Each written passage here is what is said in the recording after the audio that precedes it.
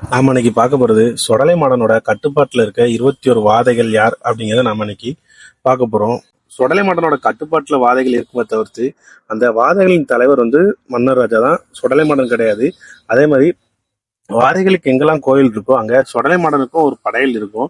அப்படி இல்லைன்னா ஒரு சின்னதாக ஒரு பூஜை, ஒரு வழிபாடு ஏதாட்டும் ஒன்று இருக்கும். அதே மாதிரி சொடலை மாடன் கோயில்கள்லயும் ஒரு சில பகுதிகளில் இந்த வாதை தெய்வங்கள் இடம் பெற்றிருக்கும். ஆனா கட்டாயமா சொடலைமடன் கோயில்கள்ல வாதை தெய்வங்கள் இடம் பெற்றுமா அப்படிங்கிறது கிடையவே கிடையாது.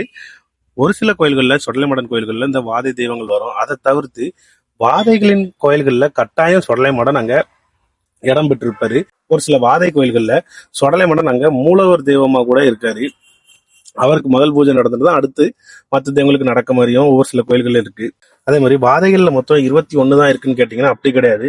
வாதைகள்ல மொத்தம் இந்த நம்ம சொடலை மாடல்ல 1008 தெய்வங்கள் இருக்க மாதிரி, காளியில 1008 காளி தெய்வங்கள் இருக்க மாதிரி, சிவன்ல 1008 தெய்வங்கள் இருக்க மாதிரி வாதைகள்லயும் 1008 வாதைகள் கட்டாயமா இருக்கு. ஆனா அது காலப்போக்கில் தான் அந்த வாதைகளோட எண்ணிக்கை அப்படி குறைய ஆரம்பிச்சுட்டு, அடுத்தது நாம இந்த 21 வாதைகளை மட்டும் தனியா பார்க்கறதுக்கான காரணம், இந்த 21 வாதைகளும் செய்யாத தவறுக்காண்டி இறந்து பிறகு சிவபெருமான்கிட்ட சென்று அதுக்கான தன்னோட இறப்புக்கான நியாயம் கேட்டு தான் செய்யாத தப்புக்காண்டி தன்னை கொன்ற அந்த பாண்டிய மன்னனை பழி வாங்கணும் அப்படின்னு சொல்லி அந்த சிவன்கிட்ட போய் வரம் கேட்க, உடனே சிவபெருமான் இந்த வாதைகளோட 7 பிறவிகள் எடுத்து அந்த 7 பிறவிகளும் நீங்க வெற்றிகரமா கடந்து வந்தா மட்டும்தான் உங்களுக்கு நீங்க கேட்ட வரங்களை கொடுத்து உங்களை தெய்வங்களா திரும்ப அனுப்பு அப்படிங்கிற மாதிரி சிவபெருமானே சொல்லியிருப்பாரு. அதே மாதிரி இந்த 7 பிறவிகளை முடிச்சு தன்னை கொன்ன பாண்டிய மன்னர்களை அழிச்சு பிறகு தெய்வமா நிலையம் வாங்கினவங்க தான் இந்த 21 வாதைகள். இந்த வாதைகளோட கோயில்கள் எப்படி இருக்கும்னு பாத்தீங்கன்னா, பெரிய பெரிய கோபுரங்கள், பெரிய மண்டபங்கள் அந்த மாதிரிலாம் எதுவுமே இருக்காது. இந்த வாதைகளோட கோயில்கள் ரொம்ப ரொம்ப எளிய கோயில்களா தான் இருக்கும். அடுத்து நிறைய கோயில்கள்ல இந்த வாதைகளுக்கு மண்பீடம் போட்டு தான் வழிபடுவாங்க. ஒரு சில கோயில்கள்ல செங்கலால் சதுர வடிவில் தான் அந்த தெய்வங்களை கட்டி வழிபட்டு வந்துகிட்டு இருப்பாங்களே தவிர்த்து இவங்களுக்கு பெரிய அளவுல கோபுரங்கள் அந்த மாதிரி வச்சு கோயில்கள் கிடையாது. ஒரு சில பகுதிகளில் இருக்கலாம். ஆனா பெரும்பாலும் வாதைகளோட கோயில்கள் இந்த மாதிரி சின்னதாக தான் ஒரு கோயில்களை வச்சு அதுக்கு பூஜைகள் எல்லாம் பண்ணி கொண்டு வராங்க. நாம இப்ப பார்க்க போறது, ஏன் சொடலை மாடன் என்ன காரணத்துக்காண்டி இந்த வாதைகள் கூட இருக்காரு, அதாவது சொடலை மாடன் கட்டுப்பாட்டுல இந்த வாதைகள் ஏன் இருக்கு அப்படிங்கறதுக்கான ஒரு சில காரணங்கள். இதுல ஒவ்வொரு மக்களும் ஒவ்வொரு கருத்துக்களை சொல்றாங்க. அதுல அந்த மாதிரி ஒரு 3-4 கருத்துக்கள் இருக்கு. அதை நான் உங்களுக்கு சொல்றேன். அதுல எது எது தெளிவான விளக்கம் அப்படிங்கிறது எனக்குமே புரிதல் இல்லை.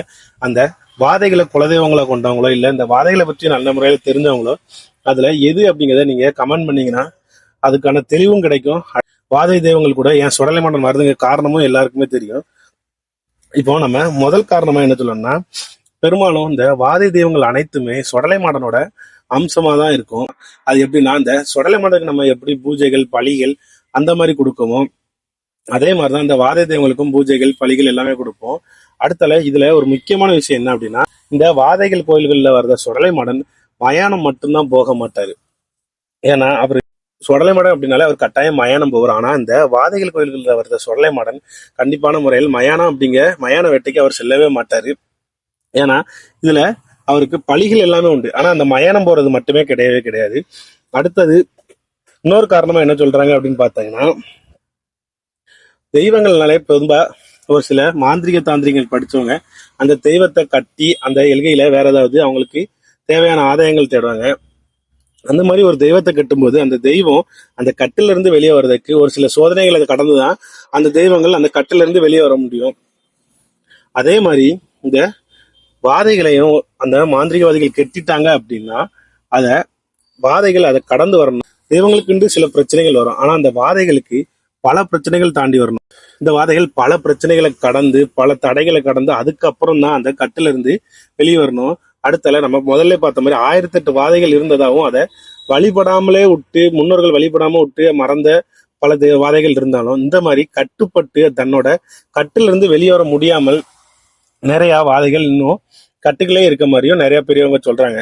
இதுல எந்த அளவுக்கு உண்மை அப்படிங்கிறது எனக்கு தெரியல. அந்த மாதிரி வாதைகளை கெட்டிட்டா அது அந்த தெய்வங்கள் அந்த கெட்டில இருந்து வெளியே வர்றதுக்கு ரொம்ப பல சோதனைகளை கடந்து வர்றோம். அதனால சொடலை மாடன் துணை இருந்துன்னா, சொடலை மாடனோட ஆதரவு இருந்துன்னா அந்த வாதைகள் கெட்டில இருந்து உடனடியாக வெளியே வர்றதுக்கு ஒரு உதவியா சொடலை மாடன் இருப்பாரு. அப்படிங்கிறனால சொடலை மாடன் கூட இருக்கதாகவும் சொல்றாங்க. அடுத்தால இந்த வாதைகள் எல்லாமே ரொம்ப உக்கிரமான பழி வாங்கதற்காண்டி மனிதனா பிறந்து இறந்து திரும்ப அந்த நம்ம தன்னை கொன்னவங்களை பழி வாங்கதை கண்டி தெய்வங்களா மாறி வந்த தெய்வங்கள். இந்த தெய்வங்களுக்கு கோபங்கிறது அதிகப்படியான கோபங்கள் வரும். அதனால இந்த தெய்வத்தால மக்களுக்கு எந்த ஒரு பாதிப்பும் வந்துடக்கூடாது, அந்த தெய்வத்தின் கோபத்தால மக்களுக்கு எந்த ஒரு பாதிப்பும் வந்துடக்கூடாது. அதனால அவங்களுக்கு தெய்வத்துக்குன்னு சில உரிய அவன் கெட்டவனா இருந்தாலும் அவனை கருவறுத்தரக்கூடாது, அவனுக்குண்டு சில வாய்ப்புகள் சந்தர்ப்பங்கள் கொடுக்கணும் அப்படிங்கிறக்காண்டி இந்த சொடலை மாடனை அந்த வாதைகள் கூட வச்சிருக்கதாவும் ஒரு கதை சொல்றாங்க. அடுத்தது இந்த மாந்திரிய சக்தி படிச்சவங்க அந்த வாதைகளை கெட்டுறது மட்டும் இல்லாம அந்த தெய்வ சக்தியை அப்படியே அவங்களுக்கு தவறான முறையில பயன்படுத்துறதுக்காண்டி அவங்களோட மந்திரங்களை பயன்படுத்தி இந்த வாதைகளோட தெய்வ சக்தியை தவறான முறையில பயன்படுத்த கொண்டு போயிருவாங்க. அப்படிங்கிறனாலையும் அந்த மாதிரி காரணத்தை தவிர்க்கக்காண்டிய சொடலை மடன் வாதைகள் கூட இருக்க மாதிரி சொல்றாங்க. இதுல எதுதான் சொடலை மடன் வாதைகள் கூட வர்றதுக்கான காரணம் அப்படிங்கிறது யாருக்குமே இதுதான் அப்படிங்கிறதுக்கான ஒரு தெளிவான காரணங்களோ தெளிவான விளக்கங்களோ இருக்கும். நீங்க வீடியோ பார்க்க யாரா இருந்தாலும் சரி, உங்களுக்கு வாதைகள் உங்களோட குலதெய்வமா இருந்தாலும் சரி, இல்ல உங்க ஊர் பக்கத்துல எதுவும் வாதைகள் கோயில்கள் இருந்து உங்களுக்கு வாதைகள் பத்தின முழு தகவல்கள் தெரிஞ்சுன்னா, இந்த வாதைகள் கூட சொடலை மடன் வர்றதுக்கான காரணங்கள் உங்களுக்கு தெரிஞ்சிருந்ததுன்னா அதை கமெண்ட் பண்ணுங்க. ஏன்னா இந்த மாதிரி ஒவ்வொரு கருத்துக்களா இருக்கும்போது அதுல எது சரியான கருத்து அப்படிங்கிறது யாருக்குமே தெரியாம போயிடும். அதனால உங்களுக்கு தெரிஞ்ச கருத்துக்கள் எது இருந்ததுன்னா அதை கண்டிப்பா வீடியோ கீழே பதிவிடுங்க. அடுத்தது நம்ம இப்போ இந்த 21 வாதைகள் யார் யார் அப்படிங்கிறத நாம இப்போ பார்க்க போறோம்.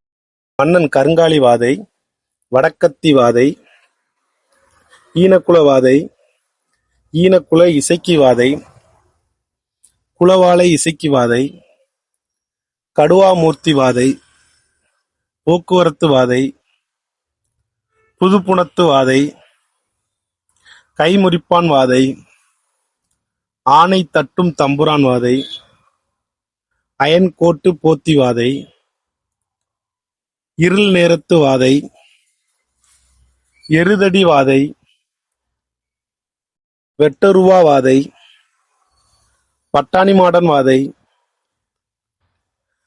பாலத்துக்காரி வாதை, சூலாட்டுக்காரி வாதை, மணிக்கிழக்கி வாதை, மகுடம் தட்டி வாதை,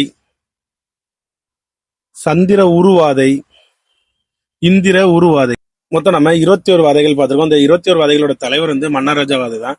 அடுத்தது உங்களுக்கு இது தவிர்த்து வேற எதுவும் வாதைகளோட பெயர்கள் தெரிஞ்சாலோ அதை கமெண்ட் பண்ணுங்க. அடுத்து வாதைகளுக்கு பண்ற பூஜைகளோ இல்ல வழிபாடுகளோ உங்களுக்கு ஏதாவது ஒரு தகவல் தெரிஞ்சாலும் இல்ல வாதைகளோட வரலாறுகள் உங்களுக்கு தெரிஞ்சாலும் அதை கமெண்ட் பண்ணுங்க.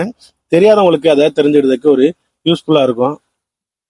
அதனால உங்களுக்கு தெரிஞ்ச வரலாறுகளோ இல்ல வழிபாடுகளோ அதை பத்தின கமெண்ட் இல்ல இதுல இருக்கிறத தவிர்த்து வேற எதுவும் வாதைகள் இருந்தாலும் அந்த வாதைகளோட பெயர்களையும் கீழே கமெண்ட் பண்ணுங்க. அடுத்த